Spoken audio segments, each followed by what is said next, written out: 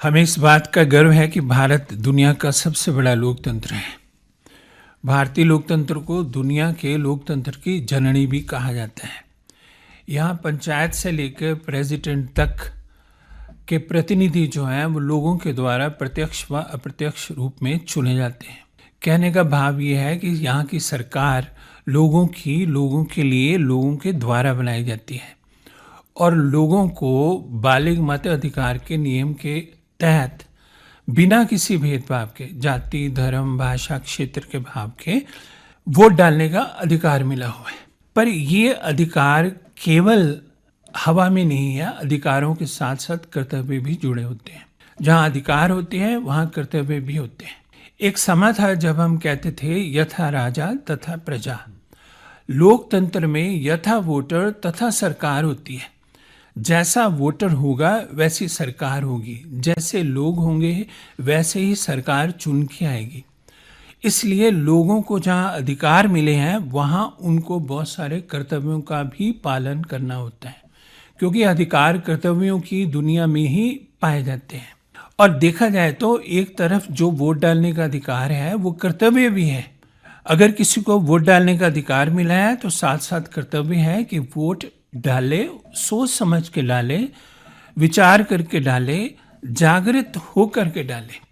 ये ऐसे विषय हैं जो कि हमारे लोकतंत्र के स्वास्थ्य के लिए बहुत ही महत्वपूर्ण है।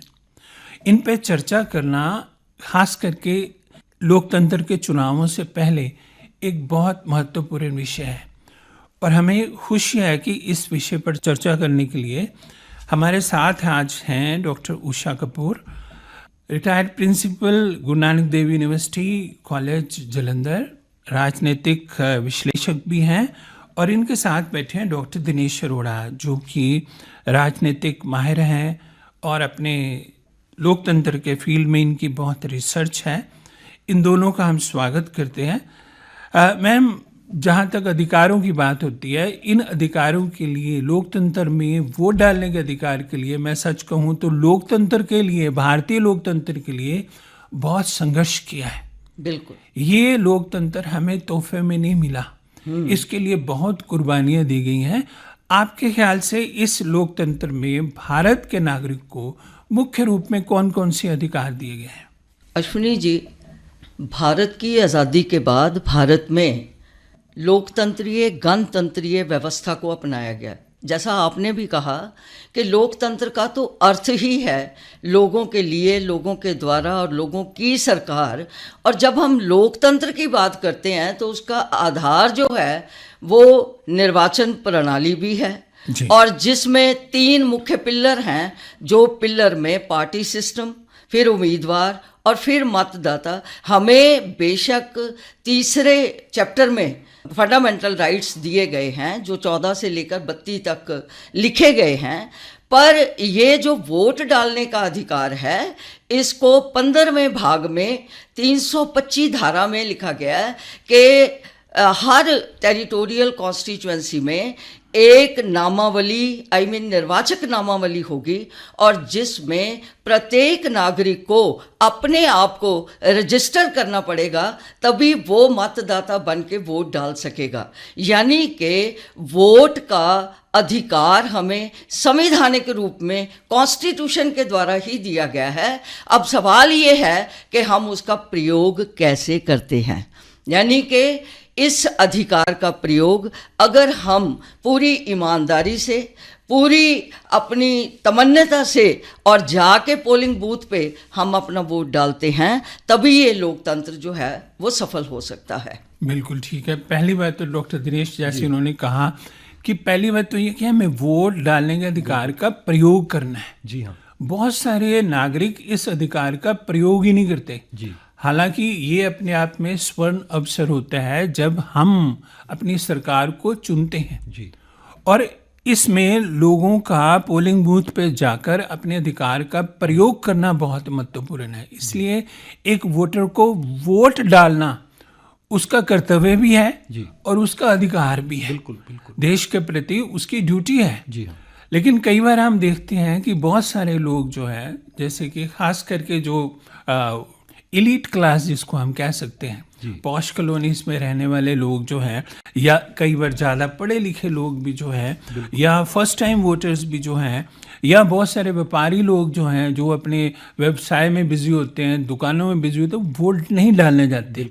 तो पहली बात तो ये आपके ख्याल से इसको कर्तव्य के रूप में हमें कैसे देखना चाहिए कि अधिकार ही नहीं है, ये कर्तव्य भी है हमारा कि हम वोट डालें। बिल्कुल ठीक है। ये संविधान ने हमें अधिकार दिया है कि हम अपने वोट के अधिकार का प्रयोग करें। सभी नागरिक जिनकी उम्र 18 वर्ष या उससे ज़्यादा है, उनको बिना किसी भेदभाव के वोट का अधिकार मिला हुआ है। कोई भी अधिकार जो है वो कर्तव्यों के बिना नहीं होता।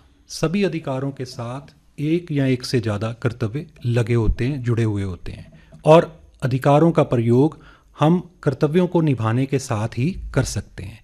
जैसे हमारे पास वोट का अधिकार है, अब इसके साथ भी बहुत से कर्तव्य जुड़े हुए हैं। सबसे पहला कर्तव्य तो ये है कि हम अपने उस वोट के अधिकार का प्रयोग करें और हम आगे आएं और मतदान करें। लोकतंत्र में सबसे बड़ी शक्ति लोगों के पास है।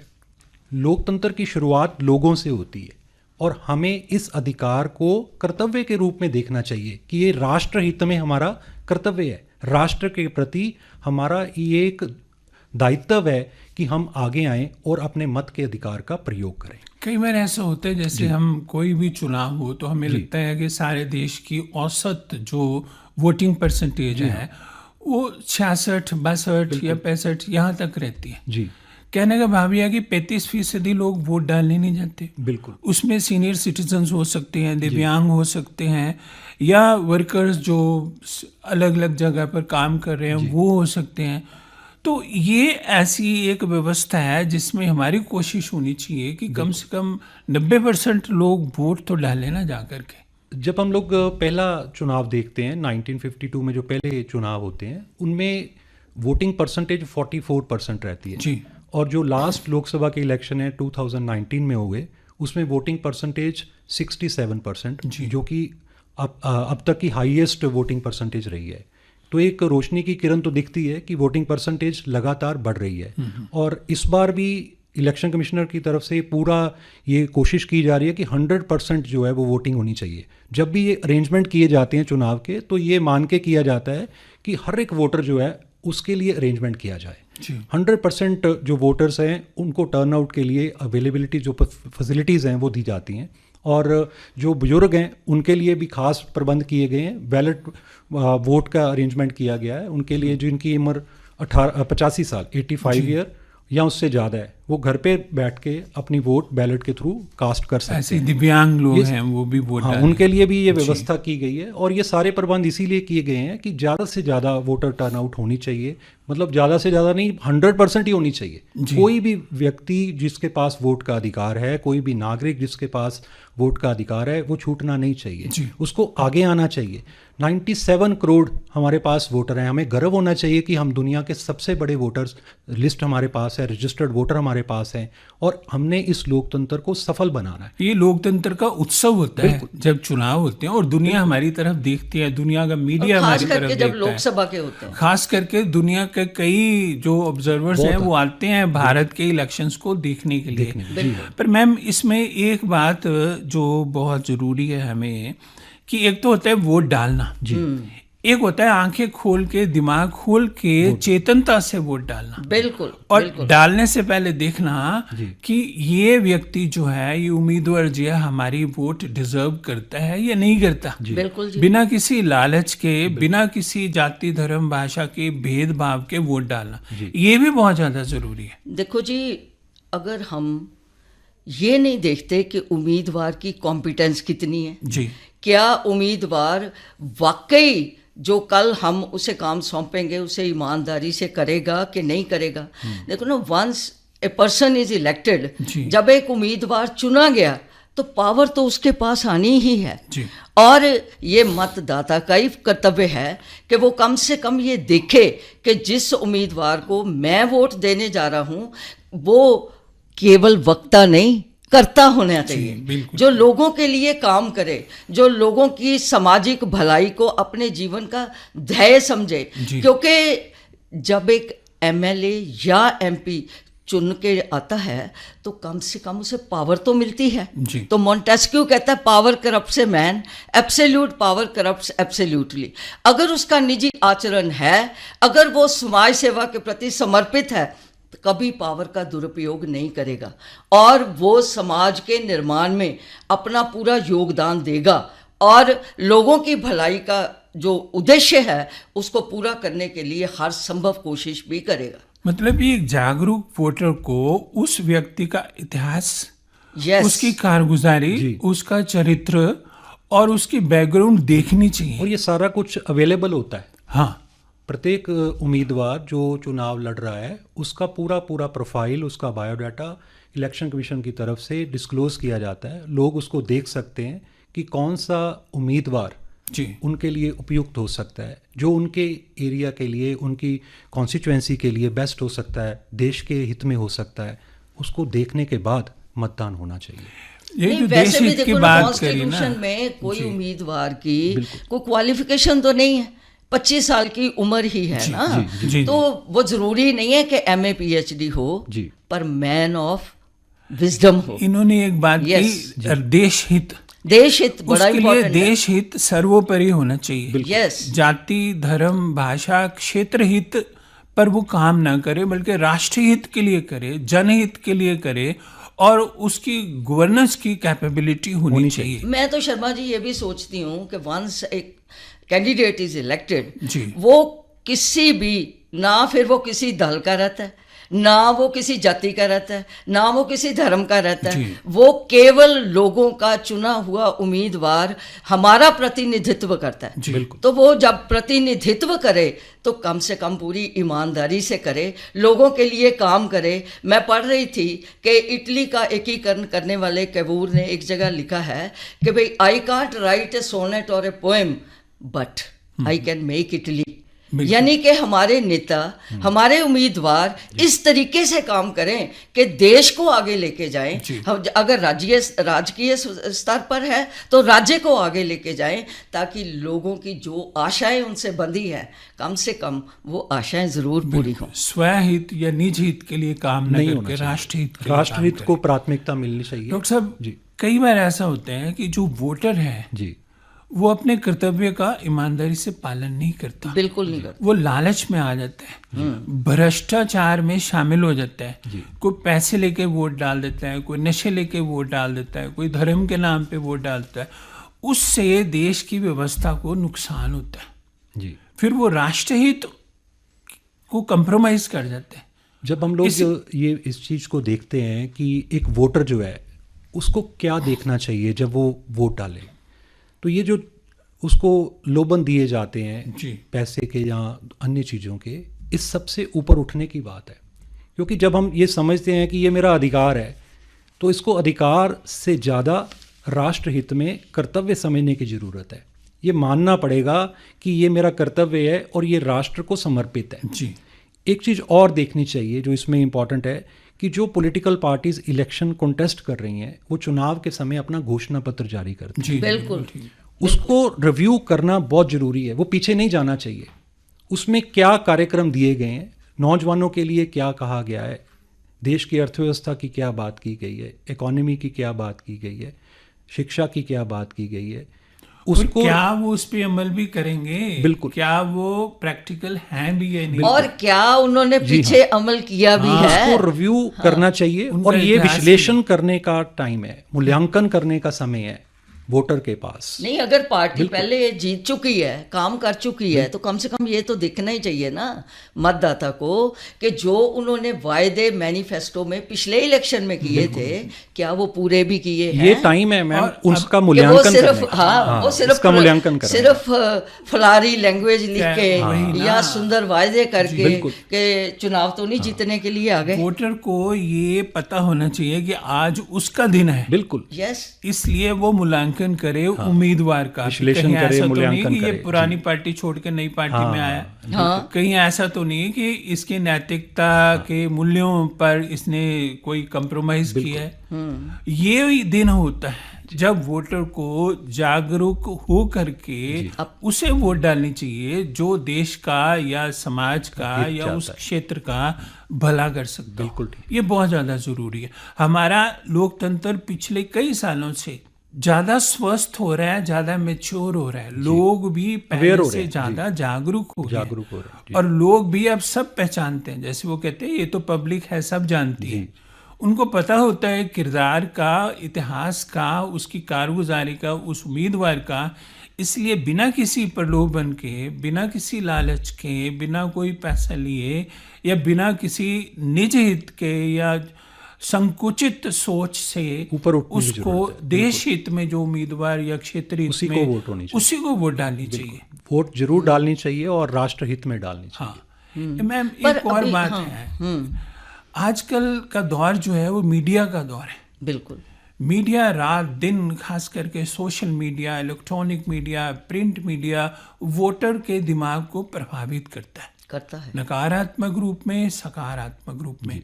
यहाँ पर ये भी बात आती है कि वोटर को मीडिया के आगे भी किसी भ्रम में नहीं आना चाहिए, बातों में नहीं आना चाहिए। बिल्कुल। तो मीडिया का रोल भी इस हिसाब से बड़ा स्वस्थ नैतिक और नियंत्रक और जिम्मेवार होना चाहिए। बिल्कुल। यानी कि मीडिया जो उम्मीदवार के असली गुण हैं जी, जो उसके पीछे उसकी कारगुजारी रही, जिस तरीके से उसने लोगों की सेवा करने के लिए काम किया, उसको हाईलाइट करना चाहिए ताकि लोगों को सही सूचना मिले। वो सिर्फ ये ना देखें कि ये उम्मीदवार बड़ा पॉपुलर है, ये लोगों में जाके गिफ्ट के रूप में बहुत कुछ दे आता है। यानी कि मैंने ऐसी कॉलोनीज अपने ही शहर में भी इवन देखी जहाँ पे लोग इलेक्शन के दिनों में लालच में आके सामान लेके वो कहते हैं हम तो उसी को वोट डालेंगे, जो कि गलत है।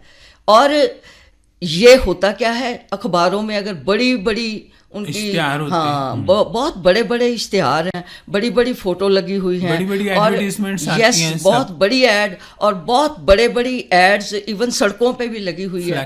तो उससे आम आदमी जो है, जो ज़्यादा कई बार पढ़ा लिखा भी नहीं है, वो प्रभावित हो जाता है और वो ये सोचे बिना कि ये उम्मीदवार क्या कल हमारे समाज के लिए, हमारे राष्ट्र के लिए काम अच्छी तरह कर सकेगा, वो बस वोट देने की करते हैं, जो कि गलत है। ये मतदाता का एक पूरा कर्तव्य बनता है कि वह पूरा मूल्यांकन करने के बाद, जैसे डॉक्टर साहब ने कहा, उसको वोट देनी चाहिए। क्योंकि नेता वो नहीं जो सिर्फ पावर करे। मैं तो ये महसूस करती हूँ 4 लाइनें कि हर आँख का आंसू जो पहुँचे वह नेता, हर दिल की तड़प जो समझे वो नेता, देश बसता है जिसके खून के कतरे में, जन जन की सेवा करे वो नेता।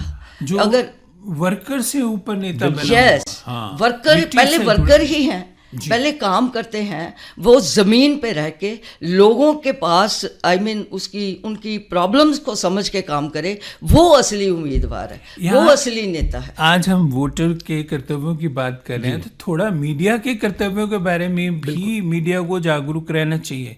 हम लोग कहते हैं कि मीडिया आजकल का युग ही मीडिया का है जी। मीडिया को भी एथिकल, अकाउंटेबल, रिस्पॉन्सिबल होना चाहिए। मीडिया को भी देखना चाहिए कि वो भी किसी प्रलोभन में, पैसे के आधार पर कोई ऐसा प्रचार ना करे जो कि वोटर को गुमराह कर सके। बिल्कुल, इसके लिए वोटर की ना अवेयरनेस होनी बहुत जरूरी है। उसको हर चीज़ का पता होना चाहिए कि ये जो मीडिया में न्यूज़ चल रही है, ये न्यूज़ कौन सी न्यूज़ है, फेक न्यूज़ है या झूठ या असली न्यूज़, और ये उसको पता भी होता है जी। ये नहीं है जैसे हम देखते हैं कि सरकारें बन रही हैं, सरकारें चेंज हो रही हैं, परिवर्तन हम लोग रीजनल लेवल पे भी देखते हैं, तो इसका मतलब ये है कि वोटर को हर चीज का पता है। एक रिक्शा वाला भी चर्चा करता है, एक चाय वाला भी चर्चा करता है, अवेयरनेस है, उसमें अवेयरनेस है। और इलेक्शन कमीशन की तरफ से भी लगातार प्रयास हो रहे हैं कि स्वीप के प्रोग्राम चल रहे हैं, और स्कूल्स लेवल के ऊपर अगर देखें या कॉलेजेस लेवल में, यूनिवर्सिटी स्तर के ऊपर बच्चों को अवेयर किया जा रहा है और वोटर में अवेयरनेस है जो हम देखते हैं ऑल ओवर द कंट्री। आगे से बहुत फर्क है, आगे से उसमें अवेयरनेस है। और इस बार अगर जो हम लोग देखते हैं नए वोटर्स जो एनरोल हुए हैं उसमें फीमेल परसेंटेज ज़्यादा है एज कम्पेयर टू मेल। और अगर 1000 मेल अगर मेंबर हैं, वोटर्स हैं, तो फीमेल की परसेंटेज 948 हो गई। उनमें उत्साह भी ज़्यादा है, विद्यार्थियों में भी उत्साह ज़्यादा है। तो उसमें मीडिया का पॉजिटिव रोल भी है, लेकिन जहां हम देखते हैं कि मीडिया जो है कि वन साइडेड होके काम करेगा, तो वहां अवेयर होने की ज़रूरत है और वोटर जो है वो हर चीज़ को देखे। और उसके लिए ये चीज़ सबसे इम्पॉर्टेंट होनी चाहिए कि अल्टीमेटली हमारा जो देश है उसके साथ हम जुड़े हुए हैं। देश आगे होना चाहिए, जो देश को आगे रखेगा, जो पार्टी राष्ट्र हित में काम करेगी उसी को वोट जानी चाहिए। बिल्कुल। और ये इसमें इंडिविजुअल इंटरेस्ट नहीं देखा जाना चाहिए। लालच जरूर आता है, लेकिन उस लालच को ओवरकम करना है। हमें इसको कर्तव्य के रूप में देखना है, ना कि हमें अपने अधिकार के रूप में देखना है। अगर हम लोग सर्विस के रूप में, कर्तव्य के रूप में राइट टू वोट को एक्सरसाइज करें, rather take it as a duty, तो फिर हम लोग निश्चित तौर पर राष्ट्र हित में मतदान करेंगे। और जो नए वोटर्स हैं, नए बच्चे हैं, यानी कि युवा first time voters, first time voters हैं, मैं तो ये महसूस करती हूँ कि उनको एक तरफ तो हम लोग कॉलेजेस में भी लेक्चर्स वगैरह चलते हैं, उनको ये सिस्टम भी समझ के जाना चाहिए कि ईवीएम पे हमने वोट डालनी कैसे है। क्योंकि अगर वोट इनवैलिड हो गई तो वोट तो व्यर्थ हो गई ना।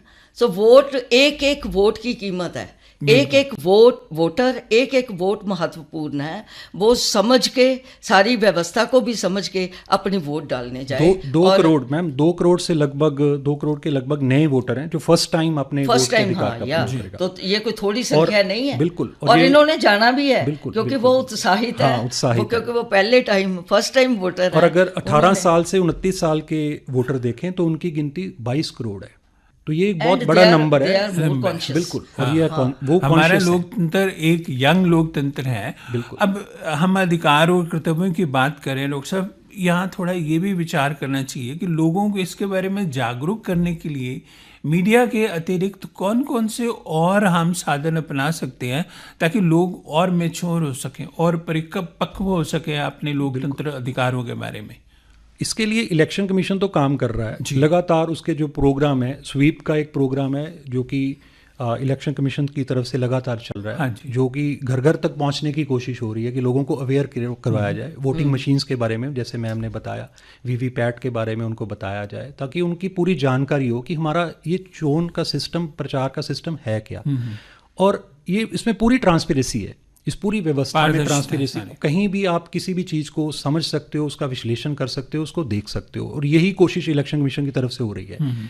आज हम लोग ये कार्यक्रम कर रहे हैं, ये भी इसी संदर्भ में है कि लोगों को अवेयर करवाएं कि भाई आपने वोट के अधिकार को कर्तव्य के रूप में देखना है और राष्ट्र में के रूप में इसको समर्पित कर देना है। और ये जरूरी है कि एक वोटर तैयार हो, उसका माइंड प्रिपेयर हो कि ये वो समय है जब मैंने अपना भविष्य लिखना है। जी बिल्कुल। और ये भविष्य जो है राष्ट्र के भविष्य के साथ साथ उसका भविष्य जुड़ा हुआ है।